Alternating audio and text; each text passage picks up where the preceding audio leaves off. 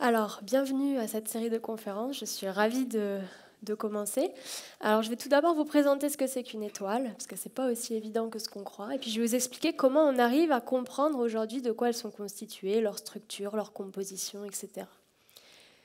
Alors, tout d'abord, l'étoile la plus connue, c'est bien entendu le Soleil. Notre Soleil, qui mesure environ 100 fois le rayon de la Terre, il est en fait tout petit par rapport à la majorité des étoiles qui se trouvent dans notre ciel.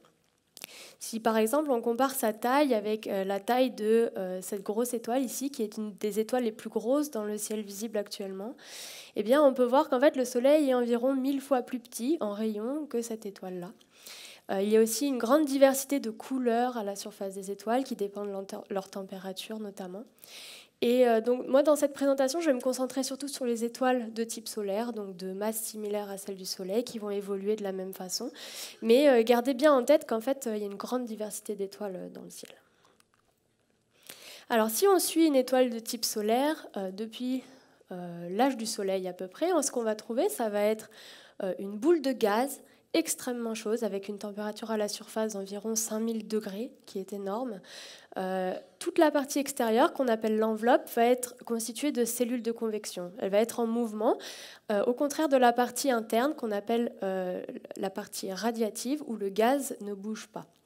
Dans le cœur de l'étoile se trouvent les réactions de fusion de l'hydrogène en hélium. Donc c'est au cœur des étoiles que sont créés la plupart des éléments chimiques, les éléments chimiques de base que l'on retrouve dans notre monde.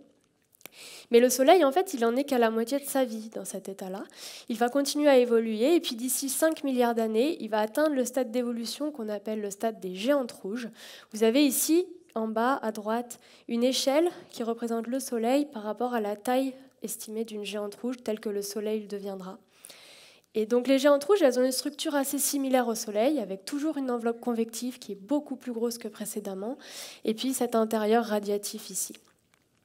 Dans tous les cas, on va retrouver à la surface ces cellules de convection dont je vous ai parlé. Alors si on regarde plus en détail, voici, on voit qu'en fait la surface du Soleil, elle est pas lisse, elle est en mouvement constant à cause du gaz qui remonte des profondeurs pour évacuer la chaleur et qui vient exploser la surface de l'étoile. Alors on peut faire une expérience un peu similaire sur Terre.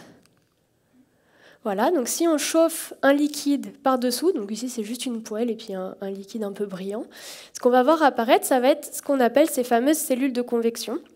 En fait, le liquide va remonter au centre d'une cellule et puis retomber sur les bords. Et c'est exactement la même chose que ce qu'on voit à la surface de notre Soleil si on zoome un peu. Voilà, ici.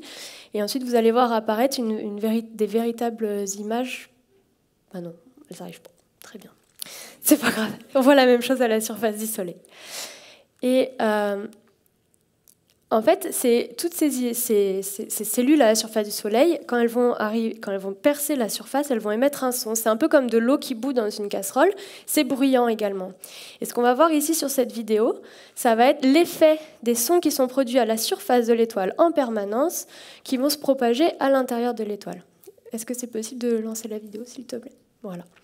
Donc on voit ici une étoile avec une planète, mais qui ici ne nous intéresse pas vraiment.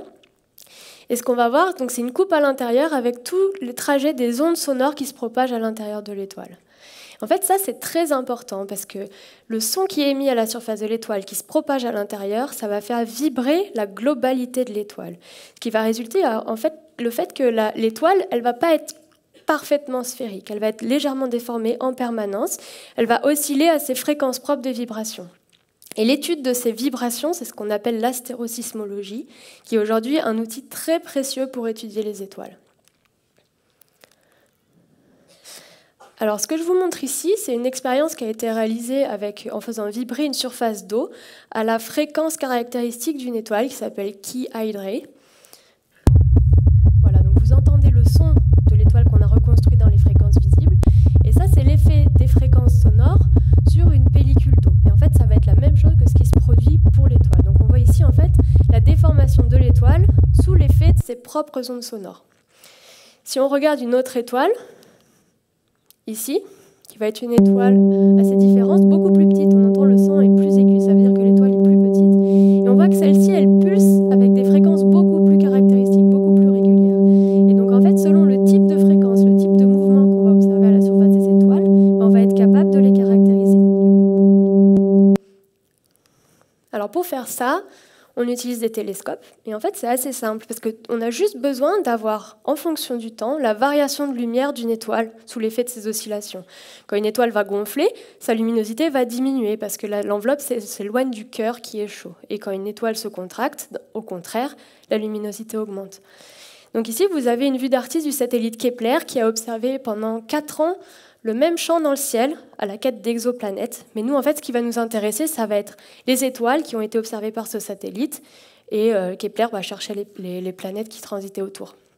Mais donc, on a obtenu, en fait, des données comme celle-ci, en haut, où on a l'intensité lumineuse d'une étoile en fonction du temps. Et on voit ici, il y a des variations dans ce qu'on appelle la courbe de lumière, qui sont dues aux oscillations de l'étoile sous l'effet du son qui la traverse. Et si on fait une petite transformation mathématique, on peut arriver à ce type de graphique ici, où on représente en fait les fréquences caractéristiques de l'étoile en fonction de l'intensité à laquelle l'étoile l'émet. Et ce qu'on peut voir, c'est qu'en fait, on a quelque chose de très régulier. Ça, c'est une étoile de type solaire. Et en fait, en mesurant l'amplitude, les fréquences ou bien les largeurs de ces pics ici, on va être capable d'avoir beaucoup d'informations sur les étoiles. On peut notamment estimer leur masse, leur rayon, leur âge, leur composition chimique. Tout va être déductible à partir de ça.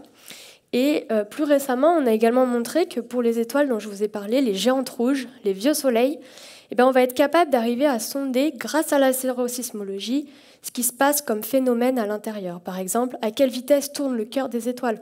C'est quelque chose qu'on n'est pas capable d'observer, qu'on n'est pas capable de mesurer autrement que par cette méthode-là. Et moi, je m'intéresse notamment à la recherche des champs magnétiques internes coincés au cœur des étoiles. On sait que les étoiles, elles sont des champs magnétiques de surface, mais on n'a aucune idée pour l'instant de ce qui se passe à l'intérieur. Et donc, grâce à cette méthode-là, on espère pouvoir trouver une trace de ces champs magnétiques. Voilà, je vais laisser la parole et je vous remercie.